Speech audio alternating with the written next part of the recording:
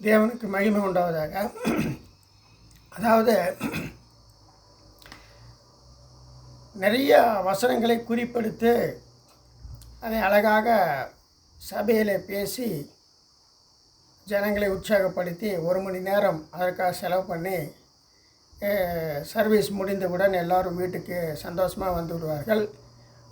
இன்றைக்கு எப்படி இருந்தது பிரசங்கமாக? சூப்பராக இருந்தது, நிறைய வசனங்கள், முக்கியமான வசனங்களை சொல்லி தந்தார்கள் என்று சொல்லி எல்லாம் பேசிக்கொள்வார்கள். ஆனால் பாருங்கள், உண்மையாகவே நம்ம கடவுளை உண்மையாக நாம் தொழுது கொண்டோமா? ஞாயிற்றுக்கிழமை சர்ச்சுக்கு போனோமே நம்ம உண்மையாக கடவுளை தொழுது கொண்டோமா என்று நாம் சிந்தித்து நம்மிடமே நாம் பட வேண்டும், கேள்வி கேட்க வேண்டும், கேள்வி கேட்டு அறிந்து கொள்ள வேண்டும். அப்படி கேட்டால் இல்லை என்பதுதான் பதில் வரும். உண்மையான பதில் அதுதான். 1 மணி நேரம் டைம் பாஸ் ஆகிருக்கும், இன்னும் 1 மணி நேரம் ஒர்ஷிப்பில் போயிருக்கும், மொத்தம் 2 மணி நேரம் டைம் பாஸ் ஆகிருக்குமே தவிர உண்மையான ஆராதனை, உண்மையான தொழுகை நடந்ததா என்றால் இல்லை என்பதுதான் உண்மை. சகோதரர்களே, என்றைக்குமே உண்மை கசக்கும், உண்மை சுடும். உண்மையை சொன்னால் இவன் அயோக்கியன் என்பார்கள். பரவாயில்லை, ஆனால் நாம் உண்மையை அறிந்து கொள்ள வேண்டும். சகோதரர்களே, ஆண்டவராக இயேசு கிறிஸ்து சொன்னார், தேவன் ஆவியாக இருக்கிறார், அவரை தொழுது கொள்பவர்கள் ஆவியோடும் உண்மையோடும் அவரை தொழுது கொள்ள வேண்டும். கடவுள் ஆவியாக இருக்கிறார், அவரை தொழுது கொள்பவர்கள் ஆவியோடு உண்மையோடு தொழுது கொள்ள வேண்டும். உண்மையான இருதயத்தோடு அந்த உண்மை உள்ள தேவனை நமக்குள்ளே தேட வேண்டும். அதுதான் சகோதரர்களே மிக மிக முக்கியம். ஏதோ வசனங்கள் குறிப்பெடுத்து அதை வேடிக்கையாக பேசி வருவதல்ல, காலத்தை கழிப்பது அல்ல தெய்வ வழிபாடு என்பது கடவுள் என்ற ஒருவர், சத்தியம் என்ற ஒரு மெய்ப்பொருள் நமக்குள்ளே இருக்கிறது. அதை நாம் தேடி அதை அறிகிற அறிவை பெற்று அதனோடு ஒன்றி வாழ வேண்டும். பவுல் அப்போஸ்தலன் சொல்கிறார், கிறிஸ்துவை அறிகிற அறிவுக்காக எனக்கு இருந்த என்னென்ன எனக்கு லாபமாக இருந்ததோ அத்தனையும் விட்டேன், குப்பையமாக எண்ணுகிறேன். நான் ஒரு யூதன், நான் ஒரு எபிரேயன், நான் ஒரு இஸ்ரவேலன், அதையெல்லாம் தூக்கி எறிகிறேன். நான் கமாலியேலின் என்ற பெரிய வேத பண்டிதருடைய பாதத்தில் உட்கார்ந்து வேதத்தை கற்றவன், அதையெல்லாம் தூக்கி எறிகிறேன். நான் ஒரு ஐஸ்வர்யவன், அதையெல்லாம் தூக்கி எறிகிறேன். எனக்கு வேத ஞானம் அதிகமாக இருக்கிறது, அத்தனையும் தூக்கி எல்லாம் குப்பை என்று எண்ணி போடுகிறேன். ஏனென்றால் என் ஆண்டவராக இயேசு கிறிஸ்துவை அறிகிற அறிவுக்காக நான் எல்லாவற்றையும் தூக்கி எறிகிறேன் என்கிறார். பாருங்கள், அதுதான் உண்மையான பக்தி, உண்மையான கடவுளை தேடுதல் என்பது. நாம் அப்படி செய்கிறோமா? நாம் கேள்வி கேட்போம். நாம் யாரையும் குறை சொல்லக்கூடாது. அந்த ஊழியக்காரர், இந்த ஊழியக்காரர், நோ. நம்மை நாம் பார்க்க வேண்டும், நம்மை நாம் பார்க்கணும். ஞானியின் கண்கள் அவன் முகத்தில் இருக்கு. ஞானி என்றைக்கும் தன்னைத்தான் பார்ப்பான், அவன் முகத்தில் இருக்கிறது. ஞானி தன்னைத்தான் பார்ப்பான். உண்மையான பக்திமான் தன்னைத்தான் பார்ப்பான், தனக்குள் இருக்கிற தேவனை தேடுவான், தேடி கண்டுபிடிப்பான். கண்டுபிடித்து அவரோடு ஒன்றி இருந்து அவரை தொழுது கொண்டு அவருக்குள் மனமகிழ்ச்சியாக இருப்பான்.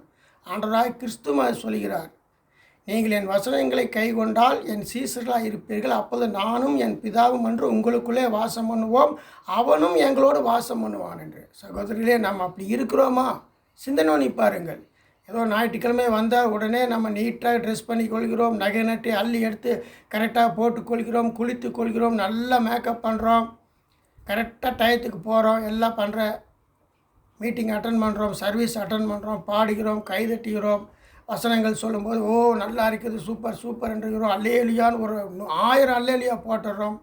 அந்த போதகர் என்ன சொல்கிறாரோ அத்தனைக்கும் தலையாட்டி கொண்டு வெளியில் வந்து எல்லாத்தையும் பார்த்து விசாரிச்சுட்டு வீட்டுக்கு வந்து கறி எடுக்கலாமா இல்லை காய்கறி சமையல் செய்யலாமா என்று பார்க்குறோம். இன்னும் சிலர் நான் யாருக்கு என்ன பணம் கொடுக்க வேண்டும், என்ன செலவு, நமக்கு யார் எவ்வளோ கொடுக்க வேண்டும் என்று அடுத்து உலக காரியக்குள்ளே நுழைந்து விடுகிறோம். இதுதான் உண்மை. சிந்தித்து பாருங்க சகோதரர்களே, 2 எஜமானுக்கு ஊழியம் செய்ய ஒருவனாலும் கூடாது. ஒருவனை பற்றி கொண்டு ஒருவனை அசட்டை பண்ணுவான், தேவனை அசட்டை பண்ணுவான். உலகத்தை பற்றி கொண்டு தேவனை அசட்டை பண்ணுவான். அப்படி இருக்கக்கூடாது. 2 குதிரையில் சவாரி செய்ய முடியாது. உலகத்துக்கும் தேவனுக்கும் ஊழியம் செய்ய முடியாது. பாருங்கள், நம்ம இருதயத்திலே உலகம் இருக்கக்கூடாது. இருதயத்திலே கர்த்தர் இருக்கிறார் என்பதை நாம் அறிந்து அவரை உள்முகமாக நாம் தேட வேண்டும். தனிமையிலே அமர்ந்து அவரை நாம் தேடி நமக்குள்ளே தேடி உணர்ந்து கொள்ள வேண்டும். அவருடைய மெல்லிய சத்தத்தை நாம் கேட்க வேண்டும். அவரோடு தனித்து இருக்க வேண்டும். ஆண்டவரே, நீர் என்னோடு பேசும், எனக்கு உம்முடைய இருப்பை உணர்த்தும், நான் என்ன செய்ய வேண்டும், நான் எப்படி உண்மை அறிந்து கொள்ள வேண்டும், உமக்கு பிரியமான எப்படி வாழ வேண்டும், நான் என்ன செய்ய வேண்டும் ஆண்டவரே, எனக்கு நீங்கள் உணர்த்துங்க. ஊழியக்காரர் அல்ல, அவருடைய கடமையை அவர் செய்கிறார். அவரோட 100 வசனத்தை குறிப்பெடுத்து கொண்டு வருவார், அதெல்லாம் சொல்லுவார், அதோட அவர் டியூட்டி முடிஞ்சது. ஆனால் உங்களுடைய கடமை என்ன? உங்களுடைய உண்மையான தேடுதல் உங்களிடத்தில் உண்டா? அதுதான் ஆண்டவர் சொல்கிறார். உண்மையோடும் அவரை தொழுது கொள்ள வேண்டும், ஆவியோடும் உண்மையோடும் அவரை தொழுது கொள்ள வேண்டும். ஆம் சகோதரர்களே, நாம் சிரத்தை எடுத்து நமக்குள்ளே இருக்கும் அந்த சத்தியத்தை, அந்த மெய்ப்பொருளை தேடி ஆராய்ந்து கண்டுபிடிக்க வேண்டும். அப்போதுதான் நமக்குள் அந்த விழிப்புணர்வு வரும். கடவுள் நமக்குள்ளே தான் இருக்கிறார், நாம் தான் தேவனுடைய ஆலயம், தேவனுடைய ஆவி உங்களுக்குள் இருக்கிறார் என்று நீங்கள் அறியீர்களா என்று பவுல் கேட்கிறார். ஆகையால் கிறிஸ்து நமக்குள் இருக்கிறார், கிறிஸ்துடைய ஆவியானவர் நமக்குள் இருக்கிறார். அந்த மகிமையின் கர்த்தரை நாம் அறிந்திருக்க வேண்டும். சகோதரர்களே, கர்த்தரை அறிவதற்கு நாம் முதலாவது தனிமையாக இருக்க வேண்டும், வாஞ்சியோடு இருக்க வேண்டும். அப்படியே தண்ணிக்குள்ளே ஒருத்தனை போட்டு முக்கினா மூச்சு விடுறதுக்கு அவன் எவ்வளோ சிரமப்பட்டு டக்குன்னு தலையை எந்திரிச்சு வெளியில் வருவானோ அந்த அளவுக்கு நமக்கு தாகம் இருக்க வேண்டும். சகோதரர்களே, ஏதோ வந்தோம், கை தட்டினோம், பாட்டு பாடினோம், காணிக்கை போட்டோம், வந்தோம் என்று இருந்தால் நோ யூஸ், எந்த பயனும் இல்லை, எந்த பயனும் இல்லை.